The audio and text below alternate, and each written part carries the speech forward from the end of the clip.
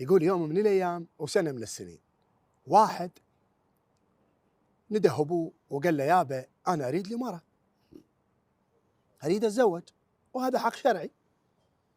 فقال له الك ابوي تدلل وسهله بس اريد منك مهله. قال له يابا المهله شو تسوي بيها؟ هو عرس. قال له اريد لي جبيل. تعرف هذا شاب ويريد يتزوج. قال له يابا انا اعرس على جبيل؟ على انا اريد لي مره جبيل شنو؟ قال له بابا هذا الحكي ما تعرفه انت، اريد لي جبيل. زعل الولد مرتين ثلاثه، قال له انتظرك.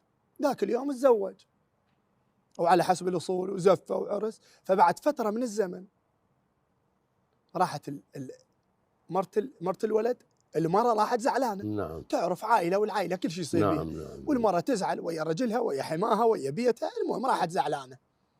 فهذا اجى لابوه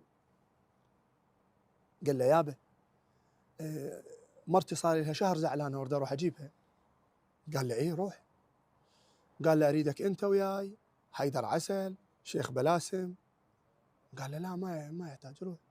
انا ما اروح ولا شيخ بلاسم يروح ولا حيدر عسل يروح. قال له ليش غيرت انت ما تريد بابا؟ قال له لا روح انت لوحدك. قال له يابا مو زعلانه وانا ماذيها ضاربها.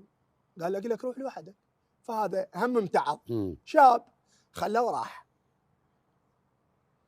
راح لقى عمه ابو زوجته متلقيه بباب الحوش حافي برا البيت، اهلا وسهلا ومرحبا وحياك الله، ما تعبت ان شاء الله، قواك الله وكاظه من ايده.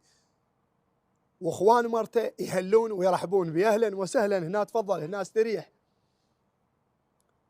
جيبوا شاي جيبوا ماي. قال له عمي انا مستحي منك اريد. قال له جاي بي تروح بي بس خلينا نتغدى يلا ويجيبوا ذبيحتكم.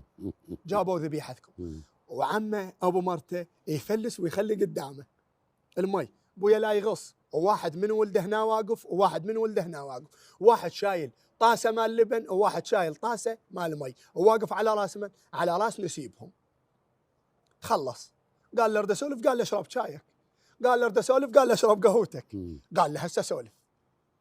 قال له والله اني يعني خجلتوني ومستحي منكم عمي، وان شاء الله بعد ما تتكرر، وانا جاي على مرتي اخذها واعتذر.